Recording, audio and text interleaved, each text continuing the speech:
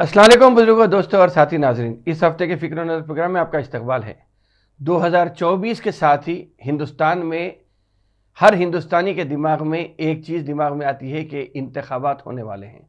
और ये कहा जाता है कि दुनिया की सबसे बड़ी जमहूरियत में जमहूरियत के 120 करोड़ अवाम या 95 करोड़ लोग अपने वोट का इस्तेमाल करेंगे। लेकिन अगर मैं ये कहूँ कि 2024 में साथ ही 120 करोड़ हिंदुस्तानियों के अलावा भी और 200 करोड़ ऐसे लोग हैं जो अपने वोट का इस्तेमाल करने जा रहे हैं, तो मैं गलत नहीं रहूँगा। क्योंकि हम 320 करोड़ लोग, पूरी दुनिया भर में 320 करोड़ लोग इलेक्शन में जाते हुए अपने अपने मुल्क के अच्छे या बेहतर हुक्मरान की तलाश करने वाले हैं। अब ये है कि कौन सा हुक्मरान अच्छा रहेगा, कौन सा ख़राब रहेगा, ये आगे वक्त ही बताएगा। क्योंकि लोग तो बहुत कुछ कहते हैं। कोई ये कहता है कि सबका साथ सबका विकास, मगर होता कुछ नहीं, सब बकवास हो जाता है। वैसे अगर देखा गया तो हिंदुस्तान, पाकिस्तान, बांग्लादेश, ईरान के साथ साथ और 41 ममालिक ऐसे हैं जो अपने लीडर का इंतखाब 2024 में करने वाले हैं। अब ऐसा लीडर होना चाहिए जिसके ऊपर भरोसा करने के काबिल हो और वो आवाम की सही तर्जुमानी करे, आवाम की हिफाजत करे और आवाम के जज्बात और एहसासात और जो मसाइल हैं उसको दूर करने के लिए जुस्तजू करे, वरना सब बकवास हो जाएगा। एशिया के 235 करोड़ लोग, हिंदुस्तान के अलावा अगर मैं बात करूं तो 200 करोड़ लोग वोट डालेंगे, जिसमें अगर हिंदुस्तान की बात करूं तो ये कहूँगा कि 120 करोड़ हिंदुस्तानी, ख़ास तौर पे मुसलमान, दलित और दीगर परेशान हाल लोग वोट डालकर अपने अच्छे दिन की उम्मीद करने वाले हैं। इसलिए कि 2014 में एक बार अच्छे दिन का वादा किया गया था, लेकिन वादा अलग था, हकीकत कुछ अलग हुई। सबका साथ सबका विकास जैसे नारे भी दिए गए थे, लेकिन हुआ किसी का विकास नहीं, लेकिन लोग सब परेशान होकर रह गए। मगर एक ज़रूर है कि ईवीएम का झटका सिर्फ हिंदुस्तान में लगने वाला है। ईवीएम अगर इस्तेमाल होता है तो आजकल सिर्फ हिंदुस्तान में हो रहा है, बाकी पूरे बड़े बड़े ममालिक में ईवीएम का इस्तेमाल नहीं हो रहा है।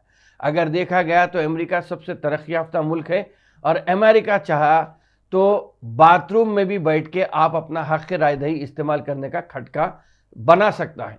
लेकिन अमेरिका जैसे मुल्क में ईवीएम नहीं होता है, लेकिन हिंदुस्तान में ईवीएम को फिर से इस्तेमाल करने के लिए जो जुस्तजू, जो काविशें हो रही हैं, उसका अंदाज़ा लगाना मैं समझता हूं कि हर हिंदुस्तानी के लिए आसान है।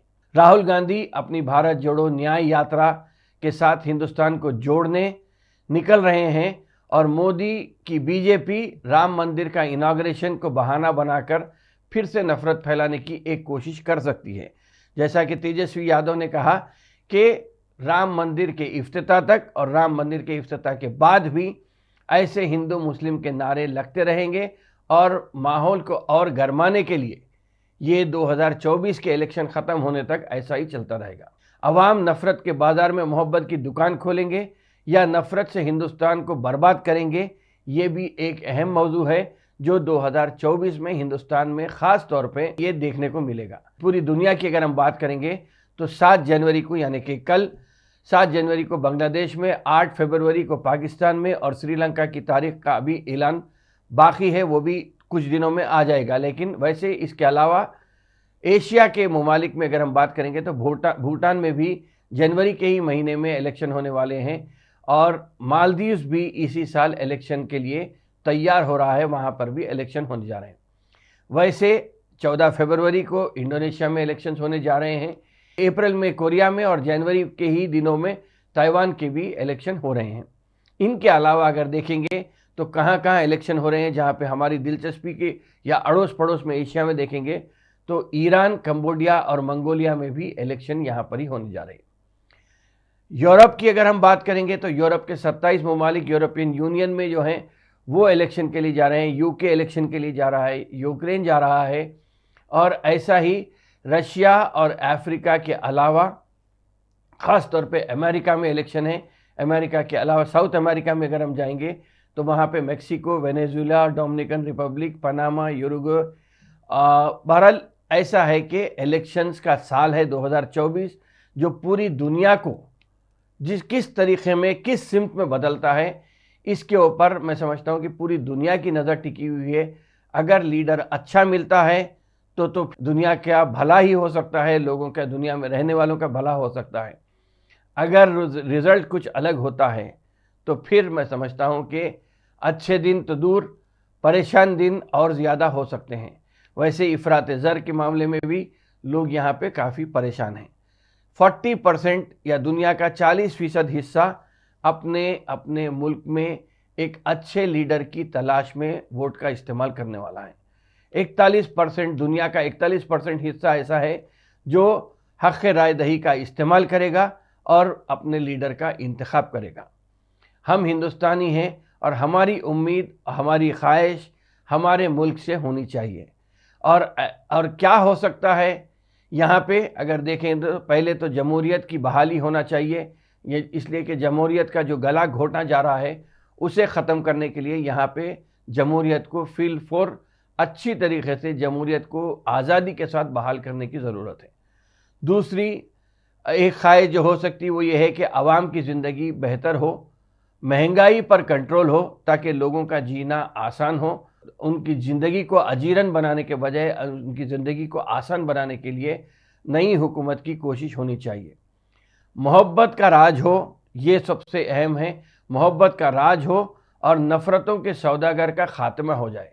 ये उम्मीद हर एक हिंदुस्तानी, हर मासूम, हर जालिम के नीचे दबे हुए हिंदुस्तानी की या हर मज़लूम की ख्वाहिश है कि इस मर्तबा 2024 में कुछ ऐसा हो जाए जिससे कि अच्छे दिन ज़रूर दिखने को मिलेंगे। बेरोज़गारी को लेकर लोग काफ़ी परेशान हैं हिंदुस्तान में। अगर हम हिंदुस्तान की बात करेंगे तो मैं समझता हूँ कि बेरोज़गारी दूर हो जाए और लोगों को अच्छी ज़िंदगी के लिए अच्छे राहें फराहम हो सकें। मखरूज़ अवाम इतनी ज़्यादा हो गई है कि उनके खर्च से वो आजकल परेशान हैं और दिन ब दिन रेपो रेट और आरबीआई की वजह से जो इंटरेस्ट की रेट बढ़ते जा रहा है उससे बहुत सारे लोग परेशान हैं।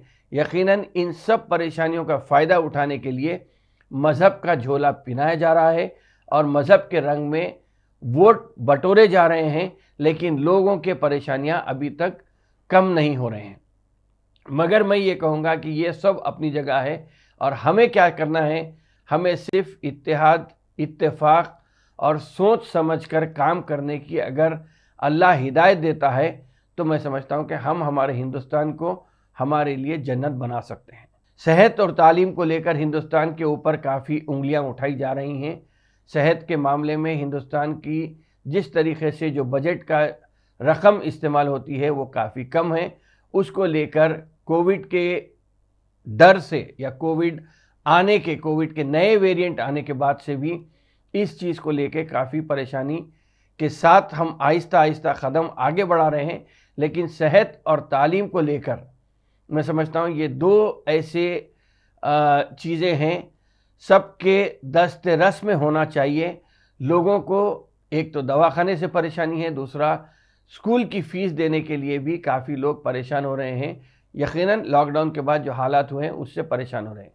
अगर आप 2024 को के साथ साथ अगर ये सोच रहे हैं कि किस तरीके से किन मुल्क में क्या हो सकता है, तो मैं समझता हूँ कि सबसे बड़ी बात यह है कि इन जो 40% अवाम या 40% दुनिया के 40% ममालिक इलेक्शन के लिए जब जा रहे हैं और 41% अवाम अपना वोट का इस्तेमाल करने जा रही है और 320 करोड़ लोग वोट डालने जा रहे हैं, तो मैं समझता हूँ कि हर मुल्क के लिए एक अच्छा हुक्मरान का इंतखाब होना बहुत ज़रूरी है।